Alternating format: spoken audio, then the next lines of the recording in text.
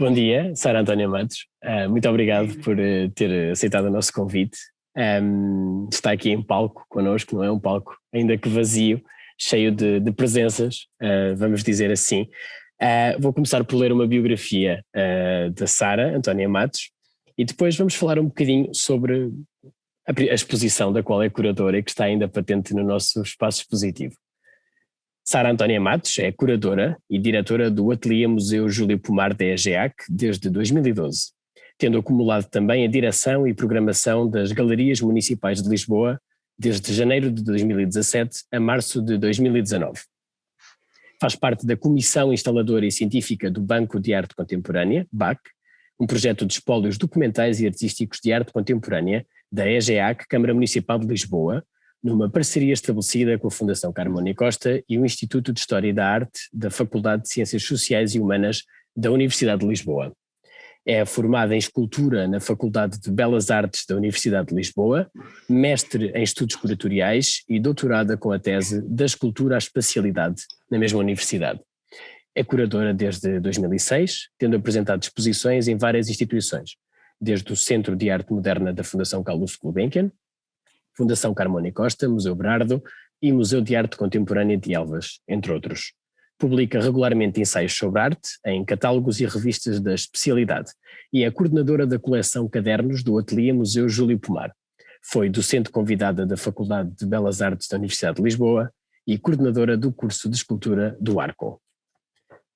Sara, o Centro de Artes de Águeda inaugurou em setembro de 2020 o ciclo O Desenho como Pensamento. Tal como o nome indica, se centra na transdisciplinaridade do desenho. Este ciclo, com direção artística de Alexandre Batista, inclui a exposição coletiva Mais Nada se Move em Cima do Papel, com curadoria da Sara. Como é que pensou esta exposição? Viva, Daniel, e viva a todos. Enfim, a curadoria tem como penso que sabem, tem um conjunto de práticas e de saberes muito específicos que, enfim, envolvem um conhecimento do meio, uma continuidade de visitas a ateliês, um conhecimento ou uma aferição da situação para a qual somos convidados a conceber uma exposição, e é nesse conjunto de meandros, vamos dizer assim, que se define uma exposição. E, portanto, quando o Alexandre Batista, o programador do ciclo, me convidou a realizar a exposição sobre a ideia de desenho como pensamento, aquilo que eu percebi, tendo em conta um conjunto de condições, foi que não iria realizar uma exposição de retrospectiva de desenho, por exemplo, em Portugal, não havia condições para isso, não era esse o intuito do convite. O intuito do convite era, de facto, pensar a ideia de desenho num sentido amplo e lato. E, portanto, eu decidi que não ia fazer essa retrospectiva, também não ia dizer, como eu gosto de referir, não ia trazer relíquias de desenho, não era esse o sentido da exposição, era essa a abordagem lata, e, portanto, pensei num conjunto de autores que eu sigo, que eu aprecio, que me interessam, e fui vendo com eles as obras que me interessavam trazer e que era possível trazer, para pensar nessa ideia e nessa condução do desenho como algo que não é o desenho no sentido convencional, ou só o desenho no sentido convencional, mas que remete para o desenho enquanto uma condição anterior, enquanto uma busca, enquanto uma procura. E, portanto, foi nesse conjunto de autores que também procurei que que houvesse uma equidade de género, tanto homens como mulheres, uma diferença de gerações e uma interpenetração de gerações, até porque eu penso que há obras de autores em gerações diferentes que se tocam, e eu tentei estabelecer essas relações na exposição, nomeadamente, posso referir agora uma que me estou a lembrar, entre a Sara Changuiane e o Alberto Carneiro, na verdade eu tentei remeter de umas obras para as outras, e são autores de diferentes gerações, e portanto eu procurei essa ideia de desenho enquanto algo anterior, uma ideia de pensamento, procurei espelhá-la nas obras e nos seus diferentes meios artísticos, não é? Enfim, há curadores e profissionais do meio que têm uma visão muito ampla do meio, mas não seguem os autores, outros que seguem autores continuamente. Eu penso que é o meu caso, eu prefiro trabalhar com os artistas de forma contínua, seguindo-os de forma contínua, percebendo ao longo dos anos o que é que estão a desenvolver, e isso também me permitiu perceber que, embora alguns autores não trabalhem só desenho, abordando outros meios e formalizando obras noutros meios, eles estão a trabalhar desenho. E, portanto, foi um bocadinho dessas ideias que eu procurei trazer para a exposição.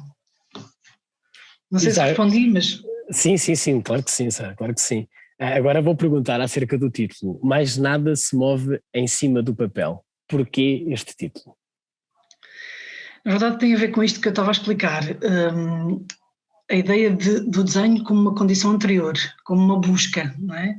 E muitas vezes uma busca que nunca é atingida, não é?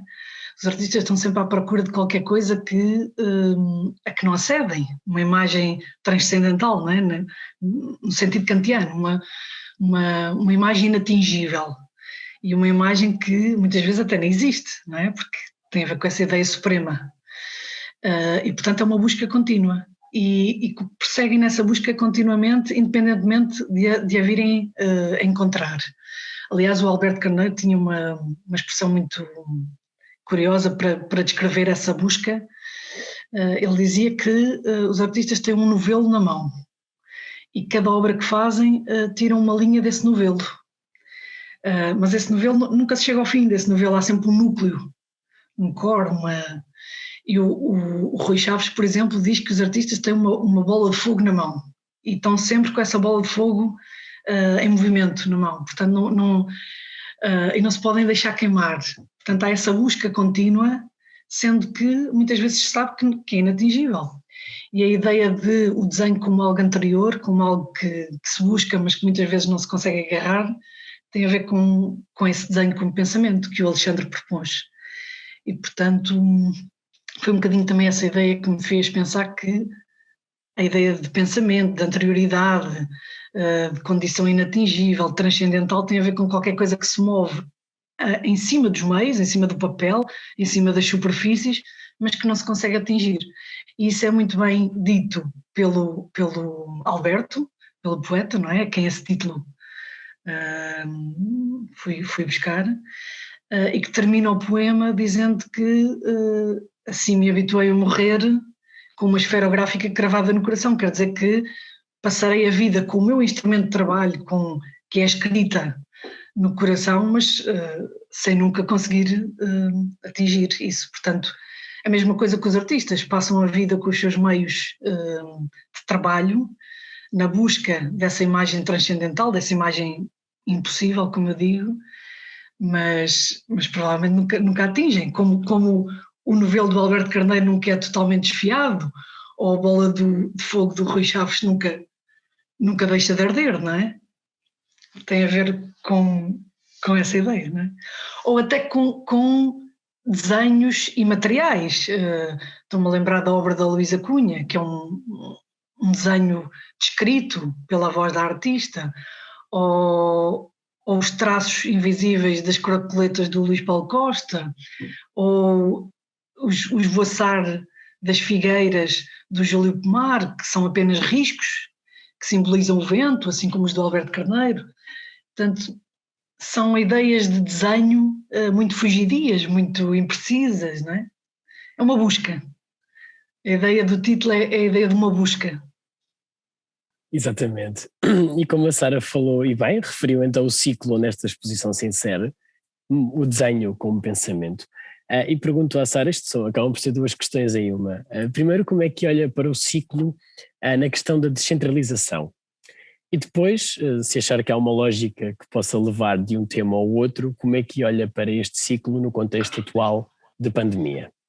Uma pergunta interessante, sobretudo porque, enfim, embora eu esteja neste momento a trabalhar em Lisboa, de facto comecei por fazer projetos fora de Lisboa, no Alentejo, na periferia, e essa pergunta é muito interessante porque eu sou a favor da descentralização das artes e de resto de tudo, Mas eu vou pôr a questão nestes termos. A descentralização é muito interessante quando, tal como aconteceu aqui em Águeda, os projetos são feitos e produzidos de raiz. E quando não são meras importações ou meras deslocações de projetos já feitos, já fechados, para a periferia. Quando os projetos, pelo contrário, como este de Águeda, pensado e concebido pelo Alexandre, são montados, estruturados e produzidos integralmente de raiz a partir da periferia, há um envolvimento social, até político, económico, cultural das cidades e das regiões, que, enfim, que torna as coisas únicas, torna as coisas singulares e no fundo, produtivas, porque quando se envolve o tecido cultural de uma cidade, quando se envolve, está-se a produzir, por exemplo, um ciclo e as empresas apoiam, reconhecem o esforço feito e, portanto, quer em termos de promoção, quer em termos até financeiros, muitas vezes apoiam, há todo um envolvimento social e um reconhecimento social da atividade que é importante para quem vive nessas cidades. E muitas vezes as coisas tornam-se únicas por ser feitas e produzidas de raiz em cada sítio, porque cada sítio tem as suas especificidades, as suas condicionantes locais e pode produzir coisas diferentes a partir da sua localidade, não é? E isso foi uma coisa muito especial que eu encontrei também neste projeto e que em parte me fez aderir ao projeto e me fez aceitar o projeto. E eu acho que isso deve também ao Alexandre, que propôs e concebeu isso de raiz e pronto, acho que isso acho que há esta condicionante, sim, a descentralização é muito interessante quando produz e quando se desafia a produzir as coisas do início, não é? No contexto da pandemia, acho que contava uma história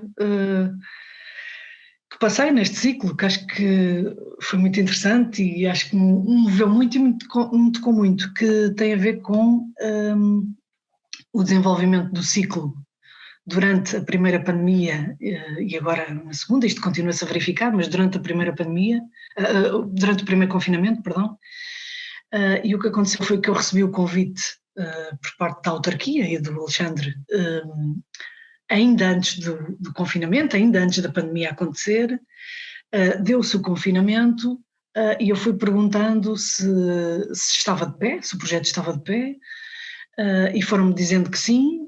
Eu fui visitar ainda durante o confinamento, fui visitar o espaço, fui recebida pelo Presidente da Câmara e pela Senhora Vereadora, como quem diz, estamos aqui para dar a cara, portanto isto não vai cair, o que me fez acreditar que podia continuar a desenvolver o trabalho, a contentar os artistas.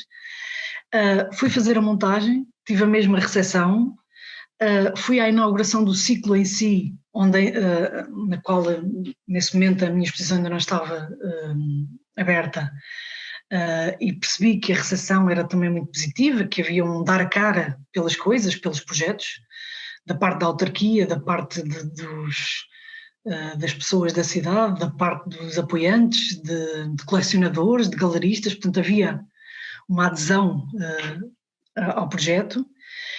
E depois finalmente quando a exposição é aberta já estávamos num confinamento parcial e eu mando um e-mail aos artistas a dizer: caros, a exposição vai estar até abril, eu compreendo se não puderem estar todos presentes na inauguração, mas se entenderem que devem estar, a Câmara poderá passar-vos uma declaração a dizer que podem transitar, não é? Podem se deslocar entre concelhos, mas não estava crente, digamos assim, ou à espera que os artistas aparecessem, quando todos começaram a responder: não, se é uma resistência, se é uma prova de resistência, nós também queremos ir e vamos.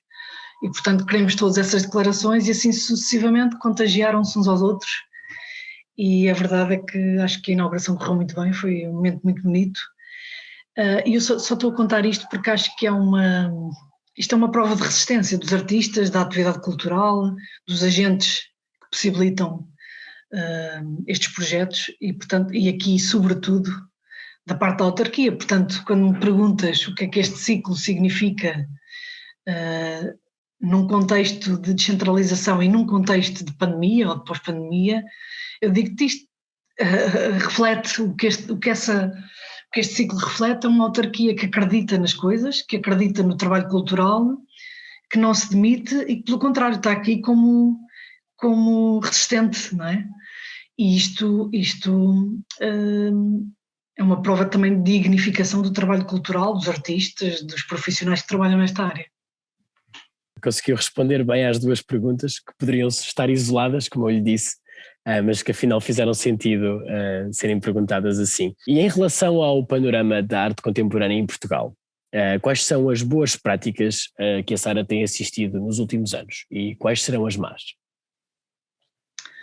Portanto, boas práticas, também no seguimento daquilo que vinha dizendo, boas práticas serão tudo aquilo que pugne por uma dignificação do trabalho dos artistas, no sentido de lhes criar condições de trabalho e de produção, nomeadamente no contexto de exposições, produção de obras, sem que os artistas tenham que investir da sua parte nessa produção de obras. Criação de FIIs para o seu trabalho, condições de, por exemplo, criação de fortuna crítica. Imaginemos chamar críticos de arte, teóricos, ensaístas, para escrever sobre os seus trabalhos, de modo a que isso crie reflexões, reconhecimento sobre os seus trabalhos e alicerce teórico para os seus trabalhos.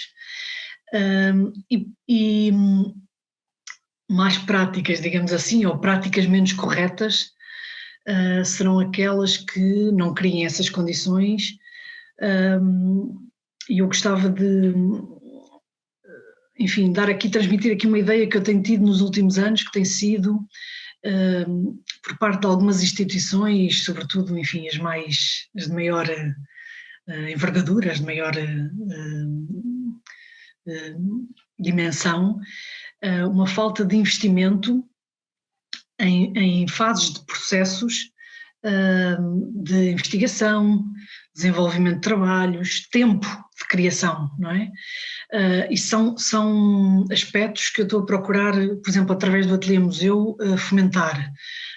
Trabalhar com os artistas à la longue, por exemplo, 1 ano e meio antes das exposições se realizarem.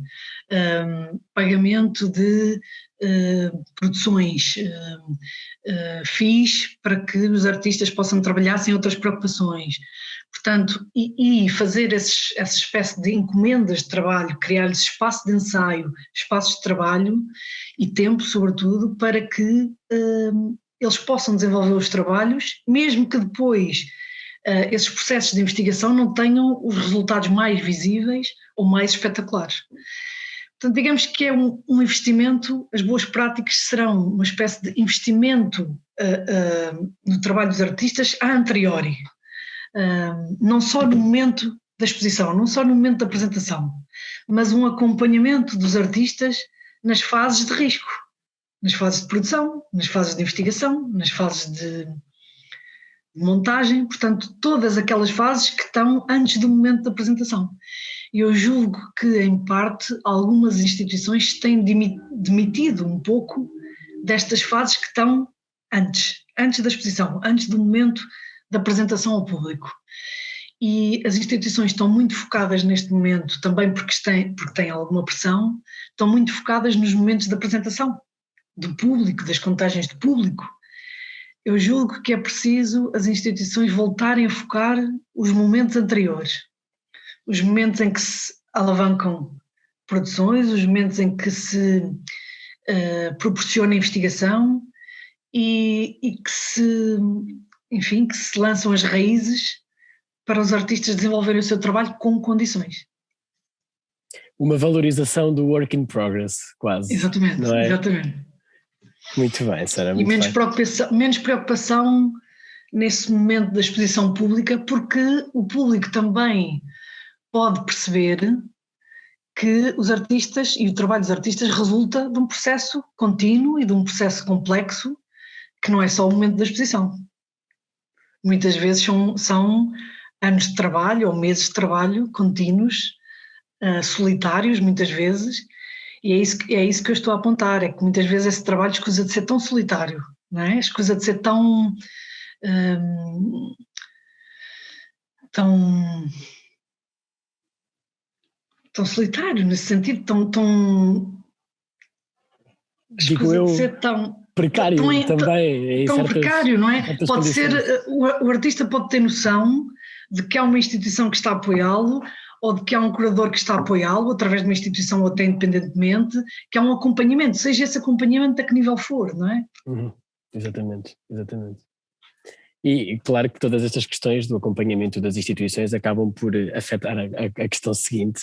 Pergunto à Sara como é que vê ou como é que enquadra o artista português num contexto mundial atualmente. Eu digo sempre que os artistas portugueses estão bem em qualquer parte do mundo, porque é verdade, porque o seu trabalho é tão bom em termos qualitativos e até em termos de fundamentação e de discurso, tão bom como qualquer outro. O que acontece muitas vezes é que as instituições não têm capacidade de os propulsionar internacionalmente, não é? E, portanto, aquilo que vemos é que muitos artistas que fizeram ou estão a construir uma carreira internacional, isso foi feito quase às suas custas, não é? Por vezes há muitas bolsas de algumas instituições que permitem os artistas ir para fora ou trabalhar durante um tempo fora. Inclusive o Ateliê Museu tem uma bolsa para Nova Iorque, mas a Gulbenkian também teve, aliás teve para vários sítios, não é? Enfim, há várias bolsas neste momento para gerações mais novas, mas até estou a falar de essas instituições com maior nome, com maior dimensão. Às vezes há uma dificuldade, por exemplo, de trocar exposições entre artistas portugueses e artistas estrangeiros. Essa troca, por exemplo, pode propulsionar a saída de artistas portugueses para fora. Ou colecionadores, por exemplo, não temos colecionadores capazes de pôr obras de artistas portugueses em coleções internacionais, ou, enfim, há alguma falta de capacidade do meio, do Estado, por exemplo, de projetar artistas portugueses no estrangeiro. De qualquer maneira, esses percursos vão sendo feitos de uma forma mais limitada e muito bem feitos. E eu julgo que não será nunca por causa do trabalho dos artistas que essa projeção não acontece com mais frequência ou em maior escala, não é? Porque os artistas portugueses não deixam nada a desejar. Muito bem, Sara, agora falando de um outro grande nome, de um outro grande artista português, é quase impossível dissociar a Sara do nome Júlio Pomar. Conheceu-o em 2013, acompanhou o seu trabalho até ao fim e hoje continua a explorá-lo. Pode-nos falar sobre a importância do percurso de Júlio Pomar na afirmação da arte contemporânea em Portugal e da arte contemporânea portuguesa? Que julgo serem questões diferentes, na verdade. Sim. Enfim, acho que vou ter que dizer de uma forma muito sucinta, não é? Enfim, como todos sabemos, eu até costumo dizer, para começar, que, na verdade, Júlio Pomar constrói a história da arte com ele. A história da arte portuguesa é construída também com ele. Porque, na verdade, nos seus 90 anos de vida, 70 e tal foram de carreira, porque começa assim, a sua atividade logo no meio, logo aos 16 anos, através da escrita de arte. E do desenho e do trabalho plástico. Portanto, eu digo sempre que a história da arte portuguesa foi construída com Júlio Pomar. Não só por ele, obviamente, mas também com ele. E esses 70 anos de carreira permitiram-no passar por tudo, não é? Por uma fase de contra-regime, por uma fase em que o regime absorve, não é? Nós sabemos isto também historicamente. O regime absorve as suas forças contrárias, não é? Há uma absorção do regime pelas suas forças contrárias, pelas suas forças adversas, e portanto ele também passou por isso. Nós sabemos que a dada altura, se há uma fase no neorrealismo em que ele faz uma crítica social muito cerrada, depois numa fase mais tardia não há instituição ou coleção onde ele não esteja, ou não há. Nós vemos nas maiores instituições uma obra de Júlio Pomar nos escritórios das administrações, por exemplo. Isto quer dizer que, a dada altura, ele foi absorvido por essas instituições do poder, não é? Mas, enfim, ele vai passando pelas diversas fases e eu acho que vai também deixando sementes. E para mim o mais importante são essas sementes e são o perceber, agora no trabalho do Ateliê Museu tenho visto isso, particularmente quando se cruzam artistas de gerações mais recentes, foram sempre gerações seguintes com o Júlio Pomar, são essas sementes que nós procuramos perceber, onde é que há sementes largadas, não é? E eu acho que podemos encontrá-las em diversos artistas, como aliás tem sido visto, dos mais novos aos mais, às gerações mais veteranas, como eu digo, em todos os meios, desde a escultura à pintura ao desenho. E aquilo que procuramos também é por um lado ver essas sementes e por outro lado ver como é que a obra dos artistas mais novos nos permite ter outra perspectiva sobre a obra de Júlio Pomar. E, portanto, ver como é que as obras também são trazidas para a frente quando são cruzadas com outros artistas. E foi por isso que chamámos diversos artistas, não é? Começámos com o Rui Chaves, o Julião Sarmento, de seguida, o Pedro Cabrita Reis, a Luísa Cunha.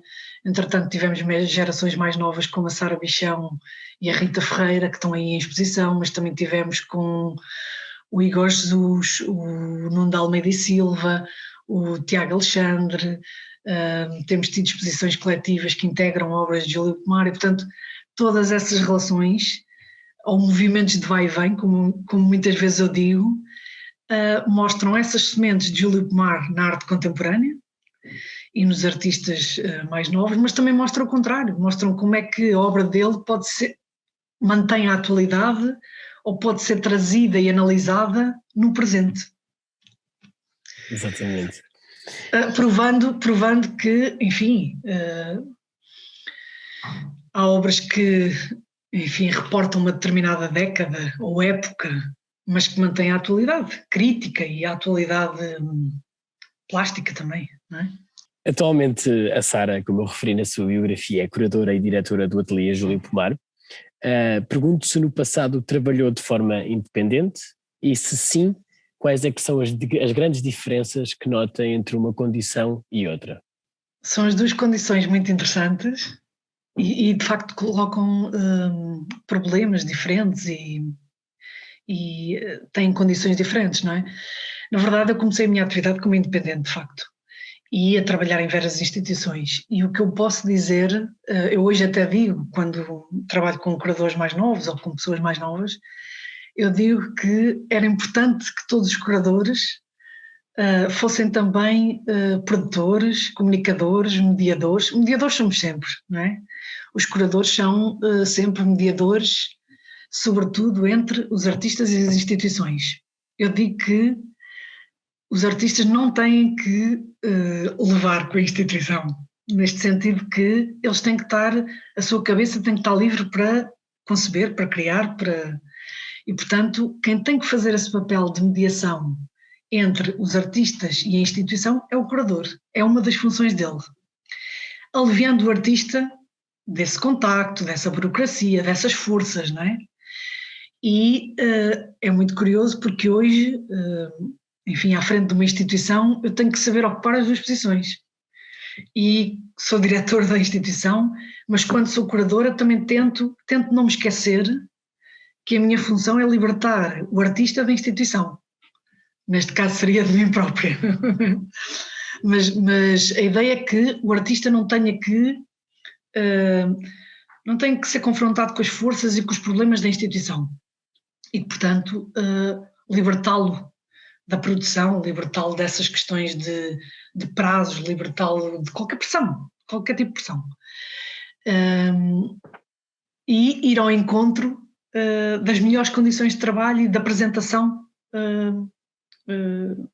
dos seus projetos. Portanto, quando um curador que trabalhou independentemente, portanto, um curador que começa a fazer projetos a nível individual, tem muitas vezes que fazer tudo. Tem que conceber, tem que saber comunicar, tem que captar financiamento, tem que gerir equipas, tem que saber comunicar para fora, para os média, portanto fazer textos, e portanto tem que acompanhar os artistas na sua produção e trazer-lhes o que eles precisam, não é? Portanto, quando um curador faz um trabalho independente, tem que ocupar todas as posições.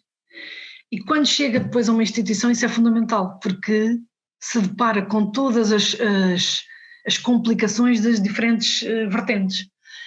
Portanto, eu acho que foi uma escola, trabalhar como independente é sempre uma escola, porque foi isso, os projetos que eu desenvolvi como independentes, e desenvolvi muitos, obrigaram-me a tudo isso, a conceber, a apresentar, a defender, a captar financiamento, a gerir equipas e a pôr as coisas em prática. E levá-las a bom porto, não é? Portanto, e é nesse sentido que eu digo, nomeadamente quando criámos o prémio de curadoria do Ateliê Museu, que ainda teve bastantes edições, aquilo que nós procurámos com esse prémio, não havia nenhum na altura, foi fazer isso, foi criar condições de trabalho e de suporte para que os curadores desenvolvessem os seus projetos e os trouxessem em público, mas fazendo-os passar por tudo isso. Concepção do projeto, a defesa do projeto, produção de todo o projeto, mediação entre a instituição, que neste caso era o Ateliê Museu, e os artistas convidados. Portanto, eu acho que a grande diferença será essa, se me perguntas, são um artista, um curador, quando trabalha de forma independente, tem que saber fazer tudo. Mas também ganha uma experiência inigualável. Acho que é assim uma escola. E depois, quando está institucionalizado, acho que tem que não perder a capacidade certa capacidade de se distanciar da instituição. Como eu te estava a dizer há bocado, quando assumo a curadoria, por exemplo, no Ateliê Museu, tenho que ser capaz de me distanciar da instituição e pensar, não, eu não estou a trabalhar só em prol da instituição, para criar números ou esta determinada imagem para a instituição, eu estou a trabalhar para que o artista desenvolva o projeto como ele pretende, com as melhores condições possíveis. E, portanto, a minha função aqui é distanciar-me da exposição para lhe proporcionar tudo o que for possível de acordo com as necessidades do seu projeto. Acho que é um pouco isso, e tem que ser capaz também, um curador, quando está numa instituição, tem que ser capaz de renovar metodologias, não se viciar com determinados métodos de trabalho, porque depois também há metodologias próprias de instituições, metodologias próprias de cada grupo de profissionais, e, portanto, acho que é importante que nós mantenhamos capacidade de nos renovar também, a nós próprios. Não são só os artistas que têm que se renovar e ser capaz de interrogar o seu próprio trabalho e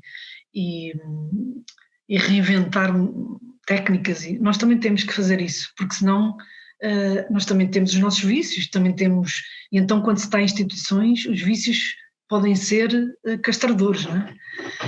Portanto, acho que a diferença é essa, é que um profissional independente tem uma escola, tem que saber fazer tudo. Mas é muito interessante, porque é muito interessante ter uma perspectiva ampla e de todas as fases dos projetos, não é? Porque, de facto, quando os públicos só veem a fase final dos processos, não é? E nós às vezes estamos enrolados nos projetos 2 anos, 1 ano, e percebemos todas as fases dos projetos, e as reviravoltas, e os vai e vem, e o para trás e para a frente, e as hipóteses que caem, não é? Mas muitas vezes é das hipóteses que caem que surgem outras mais interessantes, e são todas essas reviravoltas e todas essas dificuldades, enfim, que nós aprendemos na carne quase, não é? Quando somos independentes, sobretudo a nível orçamental, não é? A nível orçamental dos projetos, quando somos independentes, são mais difíceis, porque temos que convocar e trazer, aglutinar à nossa volta uma série de forças financeiras, políticas, de todo o género, não é? De comunicação. Temos que agregar à nossa volta essas forças e, portanto, acreditar nos projetos, estar convictos deles. Isso é muito interessante. Ter essa escola, acho que é... Eu recomendaria a qualquer curador que quer ser curador, aliás, eu digo isso, recomendaria a qualquer profissional que fizesse um projeto independente, de raiz. Muito bem, Sara. Finalizando... Sendo que não deixo, quero de apoiar esses projetos, nomeadamente agora no Ateliê Museu nós continuamos a chamar pessoas a começar a arrancar neste meio, continuamos a chamar pessoas para escrever, para comissariar, para organizar conferências. Eu procuro também fazer esses desafios, aliás, eu tive esses desafios depois de fazer projetos independentes, tive esses desafios também por parte de instituições. Eu fui convidada pela Culturgesto, por exemplo, para fazer exposições itinerantes da sua coleção no Museu de Elvas, no Museu de Leiria, no Museu no Algarve. Portanto, eu levei a coleção da Culturgesto em vários museus. Isso é uma experiência também inigualável. E quando as instituições depois nos começam a dar suporte a alguns níveis, começam-nos a libertar para outros. E nós podemos também focar ainda mais na parte da concepção, na parte da curadoria. Enfim, vão havendo experiências a diferentes níveis que nos vão, enfim, estruturando e consolidando o conhecimento, não é? Exatamente. Pergunto à Sara a última questão, e a inevitável questão. Tem alguns projetos para o futuro que possa revelar? E já agora, que futuro é que aí vem, não é? Como é que vai ser reentrar num museu quando a pandemia estiver de alguma forma erradicada? São perguntas sempre difíceis. Eu penso que os artistas e os curadores e os profissionais desta área, nós estamos sempre numa condição de futuro. De futuro no sentido em que, justamente o que estava a dizer, os projetos que nós estamos a desenvolver não têm resultados imediatos, não é? Nós estamos sempre projetados, nós projetamos realidades, projetamos sonhos, projetamos expectativas, não é? É sempre o nosso trabalho, é esse, não é? É criar horizontes de expectativas, horizontes de entusiasmos, não é? É por isso que nós somos movidos e, em parte, o nosso trabalho é sempre nessa condição de futuro. Eu vou fazer uma exposição que, não é? E os artistas também estão sempre a fazer obras, estão sempre já projetados nessa condição de futuro e nessas realidades que estão a projetar. A próxima exposição já estou a fazê-la, já estou numa condição de futuro, não é? Estamos a montar no Ateliê Museu uma exposição das aquisições da Câmara Municipal de Lisboa, mostrando também o que é que os artistas estão a fazer neste período de suspensão, porque na verdade os períodos de confinamento acho que são também de suspensão. Nós estamos a trabalhar para o futuro, mas numa condição meio suspensa, não é? De pouca possibilidade de ação.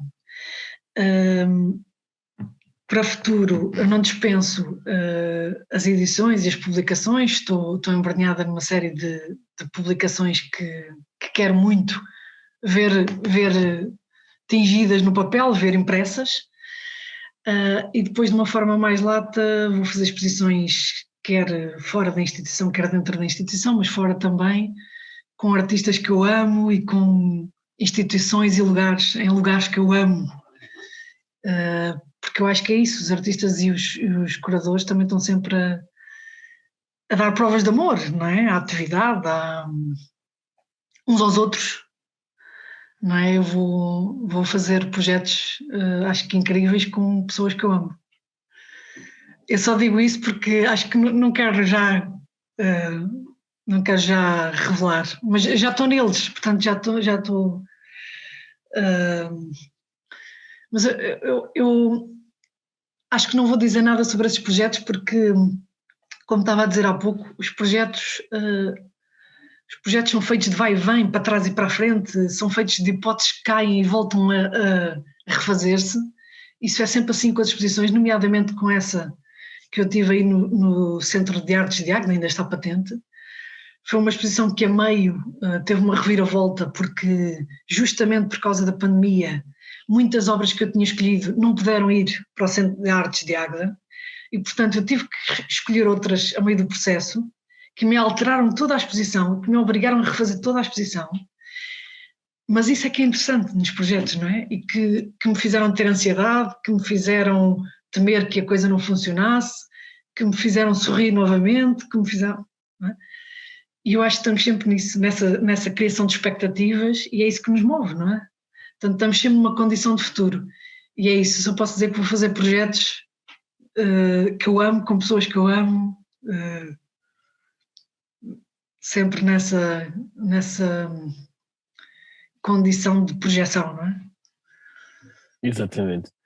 Muito bem, Sara, eu agradeço em nome do Centro de Artes de Águeda e da Câmara Municipal de Águeda ter aceitado esta agradável entrevista e espero que essa condição de futuro seja o mais agradável possível e que também venha o mais rapidamente possível. Muito obrigado. Daniel, só dizer, eu acho que o meio, os artistas são sempre uns resistentes, não é? E em geral as pessoas do nosso meio são muito resistentes, porque há que ser muito bravo para manter esta atividade, não é? Que é pensada por muitos setores da sociedade como uma atividade dispensável, não é? Porque não é uma atividade primária. Não é assim que eu penso como uma atividade absolutamente indispensável, fundadora, porque quando não há representação não há vida, não é? Nós temos que nos representar e inventar essas realidades e saber representar essas realidades e esses futuros, e eu acho que os artistas estão ansiosos por mostrar o que estão a fazer e não esperem nunca que os artistas desistam, porque os artistas, os curadores e os profissionais desta área são incapazes até de desistir. Portanto, perguntaste-me o que é que vai acontecer a seguir, não é? Como é que vai ser a realidade futura? Pode não ser uma realidade espetacular nos próximos meses, porque há um processo também de desconfinamento e de pôr as coisas a andar que requer algum tempo. Mas vai ser de florescer, de certeza absoluta. Isso eu não tenho qualquer dúvida. Fantástico. Sara, mais uma vez, muito obrigado por esta entrevista e tudo de bom para o seu futuro. Muito obrigado. Força. Até já, obrigado.